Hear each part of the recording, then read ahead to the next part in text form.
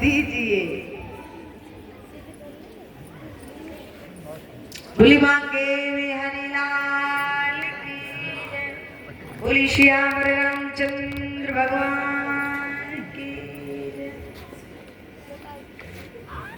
तो कहा मैं किसका नाम लूं? इतने में वार्ता आपस में बातचीत हो रही थी, तब तक देखा कि काला काला लंबा चौड़ा सा पुरुष था, नंगी तलवार थी हाथ में और लेकर दौड़ता हुआ आ रहा था। जो बैल एक चढ़ से खड़ा था ना, उसके उस पैर को भी काट दी। जैसे पैर को काटने को चला, राजा परीक्षित ने तुरंत रोक दिया, सामने से रुक जा। 3 चढ़ तो पहले ही किसी ने काट दिए, 1 चढ़ बचा है, इस चढ़ को भी काटना चाहता। ये काला काला जो लंबा चौड़ा पुरुष है, ये कोई और नहीं है, ये साक्षात कौन है? कलयुग। और कलयुग नहीं चाहता कि हम भगवान की भक्ति करें, समझ रहे हैं? कई जन तो यहाँ आते हैं और आकर बैठ ही पाते, तब तक कलयुग मोबाइल में होकर प्रवेश कर जाता है और कान में हाँ ठीक अभी आ रहे, आके बैठने की देरी नहीं होती, कलयुग प्रवेश कर जाता है मोबाइल से। बस कान पे लगा है, बैठे नहीं, 2 मिनट तुरंत उठकर चले। क्यों?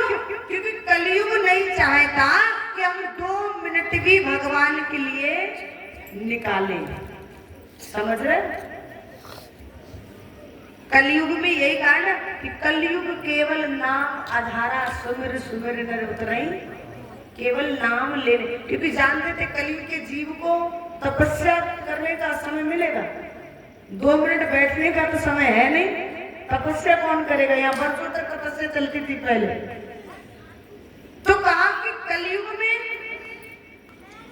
जीव को केवल नाम लेने मात्र से कल्याण हो जाए, और कलयुग नहीं चाहता कि यह नाम भी लिया जाए। वैसे एक तरह से देखा जाए तो कलयुग ठीक भी है, केवल नाम लेने से कल्याण हो रहा है, यदि हम ले सके तो। कलयुग में बताया नाम संकीर्तनम यस्य सर्व पाप प्रणाशनम प्रणामो दुख शमनम तम नमामि हरिं परम।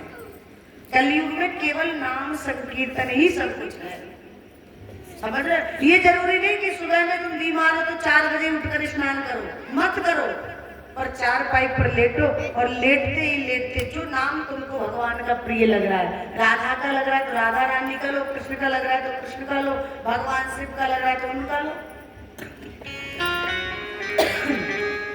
और 4 पाई पर लेटे हो ना, 4 बजे आंख खुल जाए तो 4 बजे ही राधा राधा राधा राधा, कृष्ण कृष्ण कृष्ण, राम राम राम राम, बस नाम जब चलता रहना चाहिए। नाम जब खत्म ना हो, 1 मिनट को ना छूट नहीं पाए, आपका कल्याण हो जाए।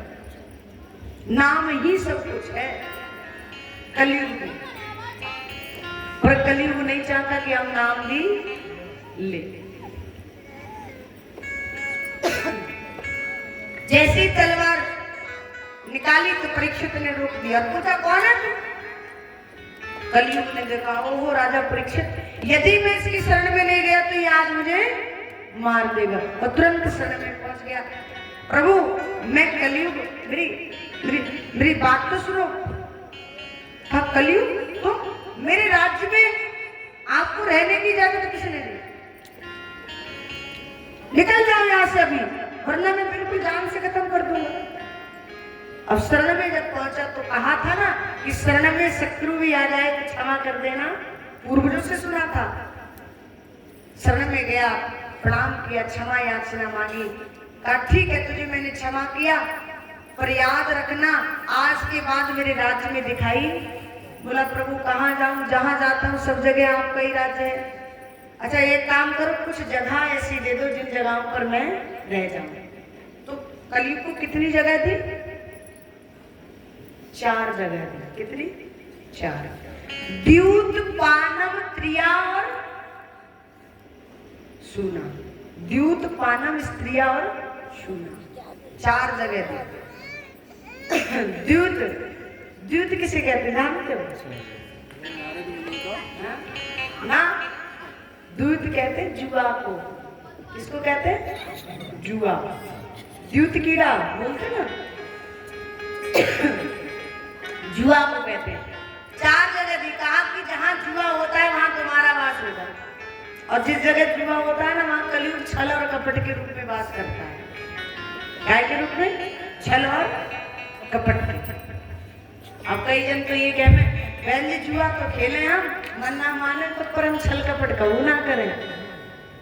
अब विचार लगाओ कि बिना छल कपट के क्या जुआ होता है? अरे धर्मराज युधिष्ठिर जी हार गए थे तो हमारी क्या औकात है कि हम जीत जाए? क्योंकि जुआ कभी बिना छल कपट के नहीं होता। और जिस जगह द्यूत यानी जुआ होता है वहां पर कलयुग छल और कपट के रूप में वास करता है। द्यूत पानम, पानम हाँ वो तो जानते ही होंगे आप, पानम तो जानते हैं ना। बस एक सुबह में लगाओ एक शाम में लगाओ और कभी कभी मौका मिल जाए तो बीच में भी लगा लो, है ना। मदरापान, सुरापान, जहां मदरापान होता है ना वहां कलयुग होता है काय के रूप में वास करता है? मध्य के रूप में। शराबी को देखा है ना, नाली में पड़ा होगा तो उसको लगेगा स्वर्ग में पड़ा है। तुम उठाने का जितना प्रयास करो ना उसी में और ज्यादा लौटेगा। क्यों? क्योंकि मध्य के रूप में उस पर कौन सवार है? कलयुग। जहां दारू पी जाती वहां पर कलयुग मध्य के रूप में वास करता है। और दारू से मतलब नहीं, देखिए कलयुग पानम का मतलब बीड़ी, गुटखा, शराब, ये सब जो भी जो नशीली जो भी वस्तु है ना जो हम खाते हैं चीजें वो सब पानम में आती हैं। ध्यान रखना। अच्छा मनुष्य कितना विचित्र है। देखो कोई बुरा मत मानना, कोई बुरा मान जाओ है। हाँ हमको तो डर लगता है। देखो पहली बार मिले ना तुमसे, अब एक दो बार अगर कह जाए तो पता लग जाता है स्वभाव। बोली बाके बिहारी लाल। मनुष्य भी कितना विचित्र है, कुछ नहीं छोड़ता। अच्छा तंबाकू होती है ये क्या अलग नहीं है? ये भी इसी में आती है। जहाँ तंबाकू खाई जाती है वहां भी कलयुग का वास होता है। कई लोग तो तंबाकू बड़ा घिट घिट के खाते हैं, ऐसे बात भी करते जाते और ये चलता है। और कई तो कहेंगे अरे भले आदमी चूना नमक को और डालो, फिर ऐसे करते फिर आनंद आता है। अच्छा ये तंबाकू क्या है? देखो जिन खेतों में तंबाकू होती है ना, खेत के मालिक को बड़ा फायदा होता है कि नहीं? क्योंकि खेत में ना तो कोई लीलगा जाए, ना कोई गाय जाती है, ना कोई भैंस, ना गधा चलता है उसको, है ना।